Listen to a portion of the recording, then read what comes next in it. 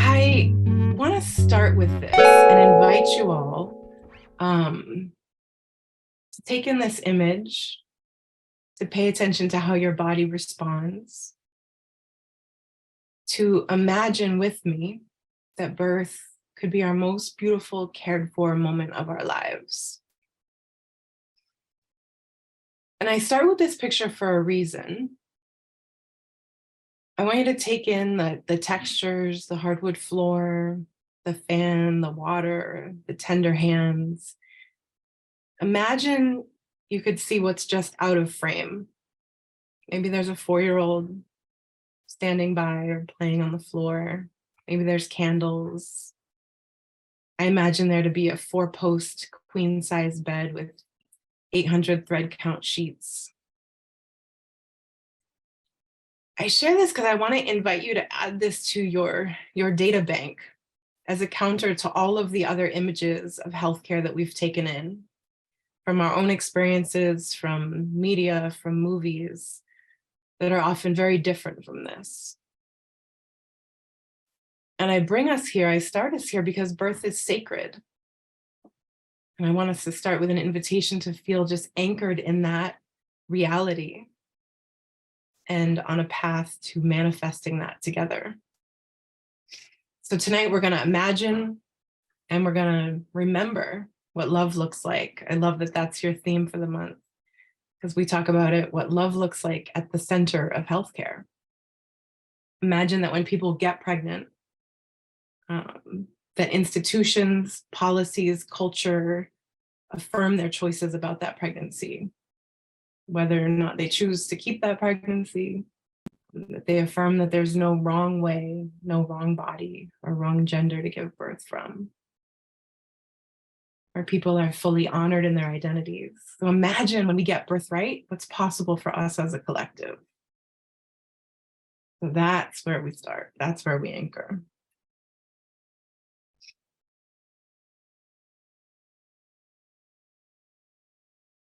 Alice Walker said how we come into this world, how we are ushered in, met, hopefully embraced upon our arrival, impacts the whole of our time on this earth.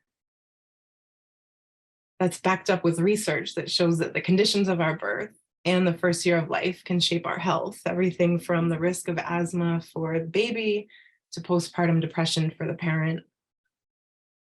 And we often go so far as to say that how babies come into this world matters for our public health, for our economy, and really for like the whole of our planet. If we got birth right, could we correct for climate change? I think so. So how do we get birth right? That's me.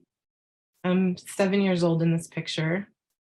And this was my first experience with home birth, a windy day in late April. 36 years ago, this month, almost next week, is my sister's birthday. Years before this picture was taken, I was encircled in women's health groups. My mom was, in a circle of hippies as part of a self-help collective, learning to fit cervical caps. Drop an emoji if that sounds familiar. Anybody was like in home-based health spaces, fitting cervical caps back in the 70s. So, perhaps you could predict that I would end up here because of this experience with home birth. My mother gave birth again at home when I was 9, and then became a doula and later became a midwife. So I ended up with a degree in maternal and child health from BU and have gone on to have home births myself. And I bring this up because these experiences shape our worldview. So fast forward, this is me giving birth at this home right here in Mattapan a couple of years ago. This is my 4-year-old Nikolaya, who's holding me through transition. Her brother was born about 3 minutes after this picture was taken. And just as my mother giving birth at home to my siblings shaped my worldview and became what I thought to be completely normal about birth and care, really, The birth of my son transformed my daughter's worldview. And so now both of my kids build Lego birth centers. Their Barbies are always pregnant. They're birthing in little baskets all over my house. And so I bring this up because birth touches more than those that are in labor, right? So now my mother-in-law, my colleagues, my neighbors, and now 43 of you can say, if you didn't already, like I know someone who gave birth safely outside of the hospital and have that as part of their story. And I think this is important because what gets told and retold in family stories, in fiction and film, help hold together a really powerful dominant narrative about birth. And it's usually that childbirth is horrifyingly painful, dangerous, requires medical intervention, and that out of hospital birth is inherently risky or unsafe. And so part of my work in telling my story anywhere I can, at a salon or on the street or here with you all, is to try to be a part of shifting a narrative that allows us to unearth and remember and reclaim stories that are different. And that our folks have said to me, you know, you had the most non-traditional kind of birth. And to that I say, I think I actually had the most traditional kind of birth. And we have a lot of remembering and reclaiming to do. So I'd love to see some thoughts in the chat. What does liberatory care feel like? Maybe some of us have experienced it. Chances are most of us are imagining, but may not have experienced it. Let me see the chat. What does liberatory care feel like? Useful. You know, I spent most of my career in governmental public health, focused really specifically on the social determinants of health and the ways that structural racism intersects with maternal and child health. And when I was beginning to work on this birth center project about 8 years ago, I started kind of my public health training told me, like, you got to go listen to the midwives. And what I heard is that there are, you know, amazing experiences and outcomes associated with midwifery care and community birth. And I'm gonna share a little bit more with you about what liberatory care looks and feels like as we plan this birth center. Thank you, I see the chat. But I also heard that midwives are self-financing birth centers from their own savings, that they're working 90 hours. Some midwives who run birth centers are not taking a salary. And so when we ask this question, what does liberatory care look like? What our challenge has been at the birth center has been not just kind of what does it look like for the end user, for the family, right? But what does it look like also for the midwives, for the people that work there, for the broader community? How do we create a place where midwives thrive? What I also heard from listening to birth centers around the country and to reading reports and stats is that the existence of a birth center doesn't inherently guarantee that we advance equity, right? We can have community birth centers that in fact uphold inequity. For some of the reasons I just mentioned, midwives are working too hard. They end up opening a cash pay business because reimbursement is too low. And so for us, liberatory care is our charge. And I guess I'm asking all of you to be in the big we with us, to say, you know, as people who care about a liberatory future, our role is to leverage all the resources and radical possibilities that exist among us to create a place where midwives thrive, community thrives, and where liberation is real and is manifested. And I often think about, if you touch into liberatory care at a birth center, what are you going to then demand from your dentist? Right? What are you going to start to want from other healthcare providers? So that's our big question. Can someone in the chat tell me how we're doing on time? When am I supposed to wrap up? Thank you, Ujima. I want to talk a little bit about just this kind of trifecta of what we're trying to accomplish here at Neighborhood Birth Center. That midwifery care is rooted in relationships. Birth centers have the potential to serve as hubs for cultivating community relationships that are beyond just the childbirth and immediate postpartum periods, right? But that there are places for people to gather, you know, as their babies grow up. There are places for people to gather in grief and in loss. There are places for people to gather to process abortion, to process miscarriage, to celebrate, places for babies who have been born there to come back and celebrate, you know, on the anniversary of their birth. So really like a gathering space. It's much more than a transactional healthcare facility. And in our design of Neighborhood Birth Center, it's really about, you know, this lens of advancing equity and justice. It's about folks who have been structurally marginalized and often omitted from the design and the center of healthcare to redesign and reclaim health and wellness spaces in ways that improve experiences and outcomes for all. And I'm going to come back to that point in a minute. And then, you know, because we're here to talk about collective care and economics, I want to just say that birth centers meet a triple aim. They have better outcomes, better experiences, and return cost savings to the system. And so a shift of just 10% of births from hospitals to birth centers would save $1.9 billion annually. So we've got midwives self-financing birth centers, not taking a salary, and returning almost $2 billion annually to the healthcare system, right?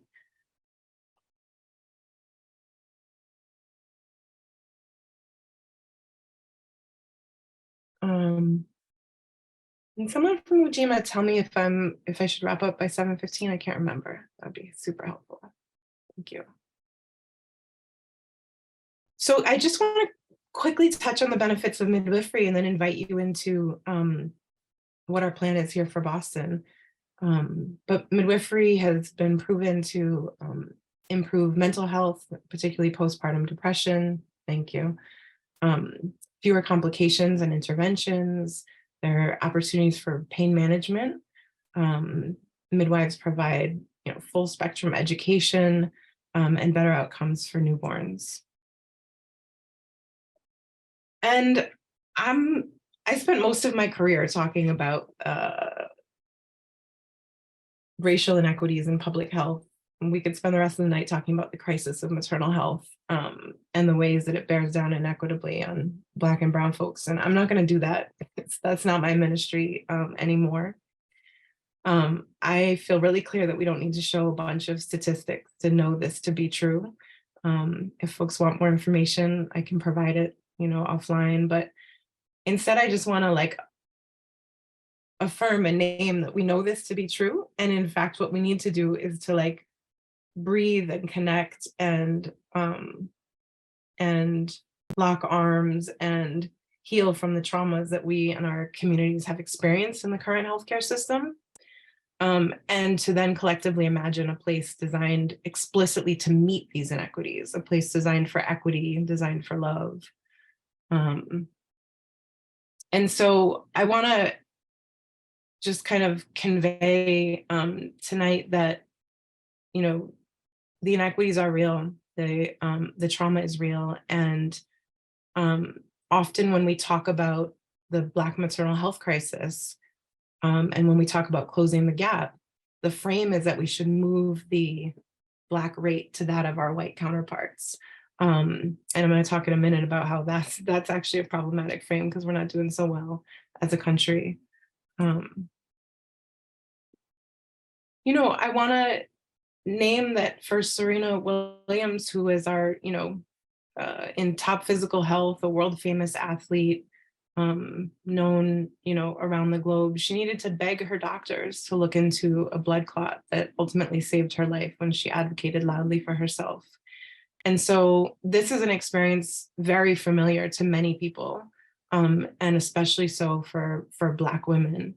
And so again, this birth center is being designed to center Black birthing folks, with the deep belief that in doing so, we create a birthing experience and a space of care that that is better for everyone.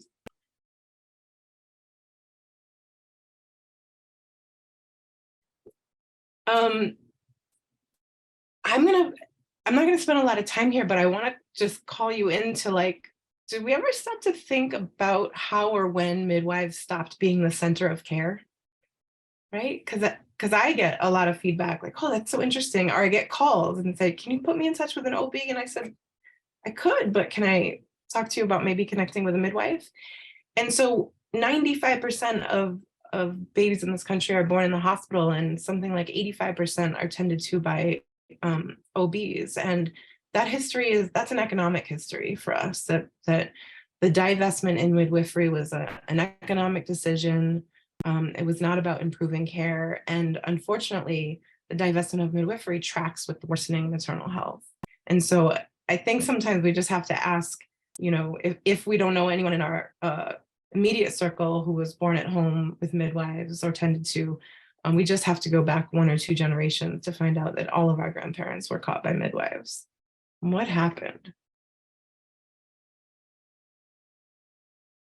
I'm gonna speed up here. I think what I just want to say is this frame that the US has atrocious maternal mortality rates. And I want to bring in the global perspective because while we know that there are persistent inequities in the US across all measures by race and ethnicity, when we look at how the US is doing compared to other economically advantaged countries, we're not faring that well.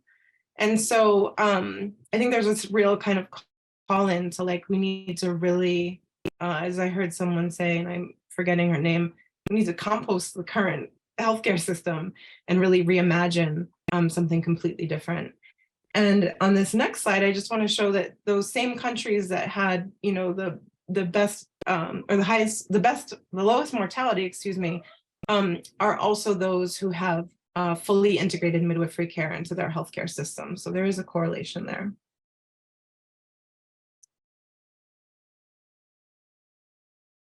So we are charged with, in the shadow of all of the hospitals and healthcare megastructures here in Boston, to create an option for birth, full spectrum midwifery care that is rooted in the community. This idea was first, it's not mine. I always want to give credit to the elders and midwives who had this idea some 40 years ago: Joanna Rory, Catherine Walker, Elmer Freeman, others who talked about how to improve birth outcomes in Roxbury specifically, by integrating midwifery into the community. The idea was met with resistance, but their vision of a liberatory space for midwifery care never died. And so we kind of breathed life back into it in 2015 and have been working on it ever since.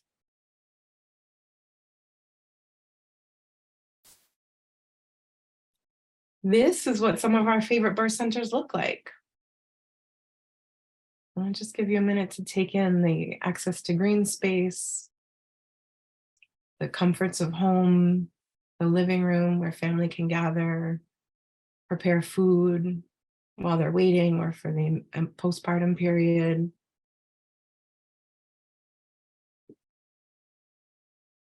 Yes, Nia, that's Dr. Joanna Rory, who's going to be the Celtics hero among us on Friday night, and Catherine Walker.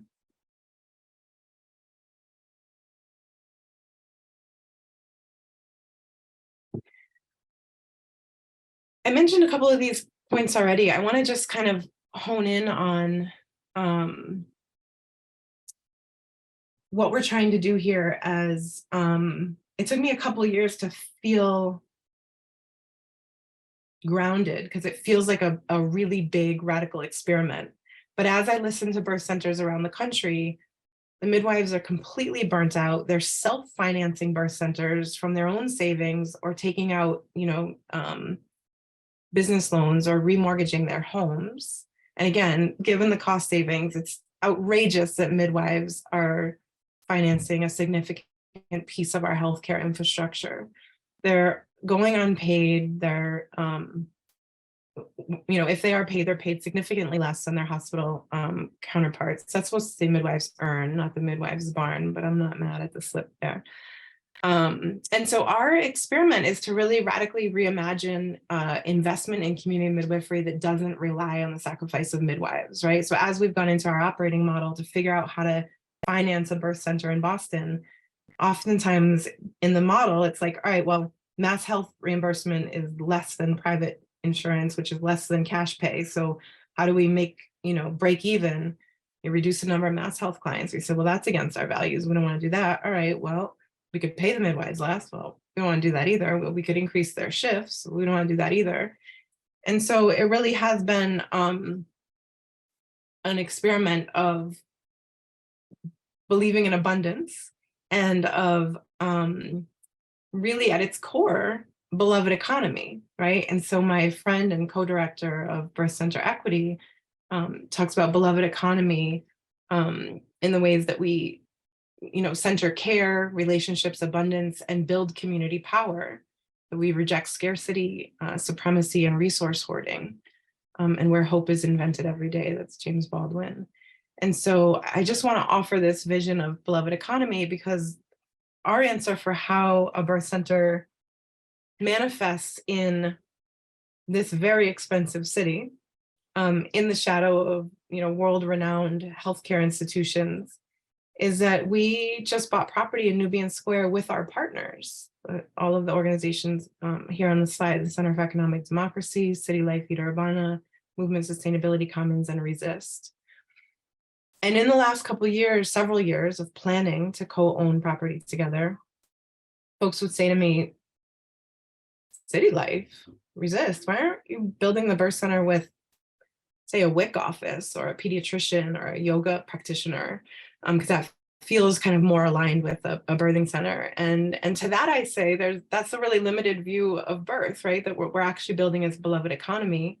And the sustainability of neighborhood birth center relies on solidarity and a deep commitment to a liberatory future. And so these are the orgs and the people that I say may well want a birth center more than me, because they have ponied up their resources, and together we've purchased this parcel of property that is on right off of it's on Winthrop and Kearsarge, right off of Warren Street in Nubian Square. And we're tentatively calling ourselves the Community Movement Commons, but really it's a collective of movement builders, midwives, healers, activists, planning to create a physical space for our liberatory future. And here we are on the property in the fall. And the other picture is us beginning to do some planning with our architects at Mass Design Group. And really the hope as we've been thinking about this space is how does a birth center and housing justice org and all of the radical work that the grantees of CED and Resist, all of the work that they do, coexist and create what feels like a portal to the future, a post-capitalist, radically just place where you step in and everything from birth to death and all the things held in between are sacred.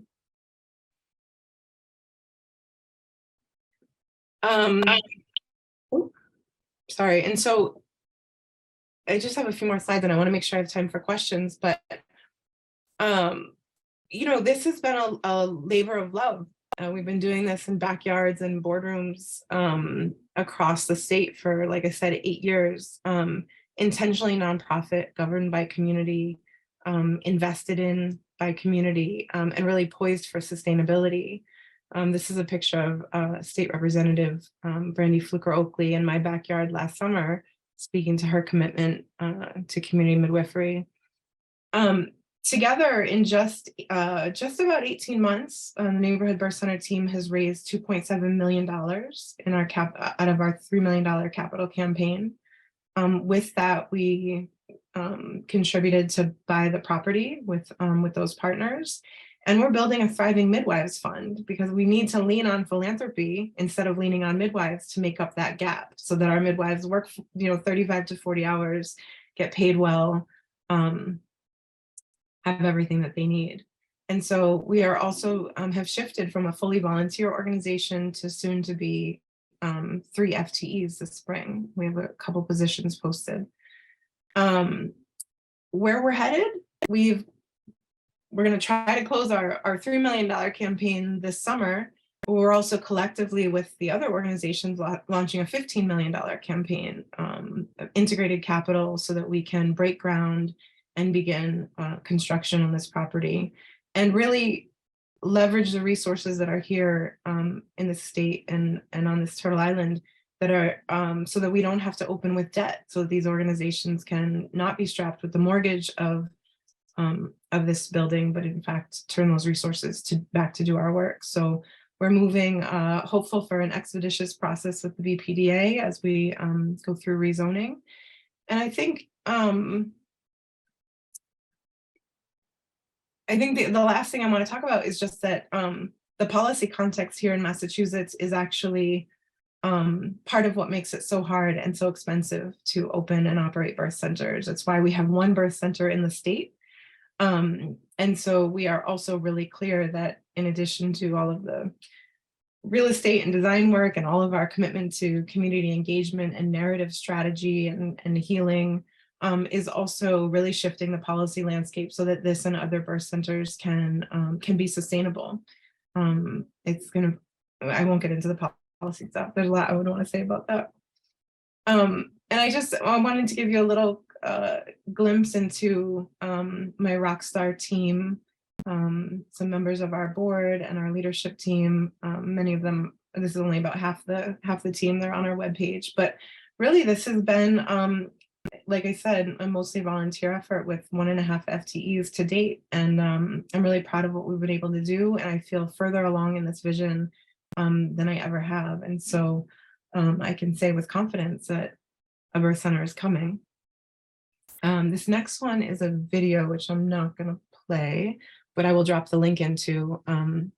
We did all of the art that you've seen so far is from Molly Crabapple. And I want to encourage you to take a look at the video and share it. That's my hope, is that all of the things, oops, that's not what I meant to do. All of the things that I shared here tonight are kind of summarized in that video, and that you might be able to take that and share that with folks that you see and that you want to share this story with. And that's it. In closing, we are building a birth center in Boston. We need one. We're going to have one, and appreciate your love and partnership in doing so. Thank you so much, Nashira. Everybody, let's show some appreciation for Nashira. Let's show some appreciation for the birthing center. Yes, give it up, give it up, give it up. Let's see some things in the chat. You can come off mute, give us a round of applause. You can send us all your emojis. Emojis, questions, I'm here for all of it. And so with that, as you're receiving all of this love, Nashira, I'm just gonna kind of take us into our question and answer period. We do want to make sure that, you know, following this this workshop, we do have a micro learning pod. And so we want to make sure that we are, you know, holding space for that to still happen. And so we're going to accept 3 questions from the audience today. But, you know, Nashira, would you mind like dropping your contact information, your email in the chat in case people have additional questions beyond the 3 folks who will be asking questions aloud? Thank you so much. And also, if I can get you to please stop. I'm trying to figure it out. Oh, okay. No problem. I knew I'd hit one snafu by sharing 2 screens. Hang on. I'm screaming. Or the host, somebody can unshare my screen and kick me out of there. It's fine. Okay, but we do have one question in the chat, so we'll get started with this one. And it's from Oscar, who says, what are some strategies or goals you were able to set when it came to organize people and capital around the MBC? Good question. Those are strategies that when it came to organize people and capital. The first thing that comes to mind, Oscar, is actually my worry about any kind of debt, and really reconciling that, one, that philanthropic money isn't free, um, two, that all money is stolen. So this idea of, I was bound up in, are we going to take money from this group or that group, and what about, and I only want, um, but also that, with all of the friendly debt financing and models of practicing solidarity economy, which are things that I've come to learn in recent years about how we actually practice that as organizations sharing this responsibility, becoming a lot more comfortable and excited about leveraging full spectrum capital. So that is, kind of a goal, was to like be open to, the full spectrum of capital gifts from the universe. Um, I think to organizing people, I want to just name that, a worry that I used to hold on to tighter. It's still present, but not as tight because we've shifted in COVID a lot. Was this like, if we build it, will you come? Right? That if people are like, you want me to give birth? Where? You want me to, is that safe? What about? And with all of the ways that we are individually and collectively holding the trauma of the reality of our current crisis of maternal health, that could also create barriers to people saying, I don't know about that, right?